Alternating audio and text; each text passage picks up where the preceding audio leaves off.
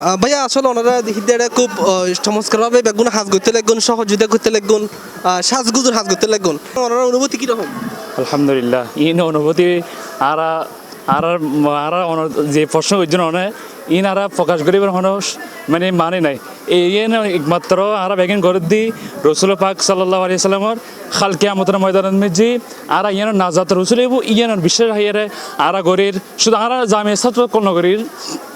আর আছে আর সহযোগিতা করা গোসিয়া কমিটির বাইক কল এবং এলাকার নাজিরপাড়ার বাইক কল আছে এবং আঞ্জমান বাইকগুলো আর একসাথে এবং আর ছাত্র বাইকগুনে জামিয়ে আর সাজাইম। এই যে হাজ করতে লাগুন ওনার তো আসলে খেয়াল লাগে আসলে ইয়ান যে একখান ঈদ মিলাদ নবী উসলে আর হামগরির জিনিস খান তো খুব ভালো লাগে আর প্রতি বছর যারা ঘুরি আর ভালো লাগবে বাইরে হাজ কাম পেলে ইয়ান ঘুরি আর কিন্তু মানুষ হাজ করতে লাগুন মিনিমাম 70-80 জন। আচ্ছা ওনারা তো বানতে কদিন লাগবে না আরও 2-3 দিন লাগবে যে এই জিনিস কেমন লাগে যে একখান ধর্মীয় হাজ বা ঈদ মিলাদ নবী রসুলোর যে আগমনের দিন হিসাবে আমরা যে হাজ করি এই জিনিস খানা খুব ভালো লাগে বিদায় আর হাসিন করি।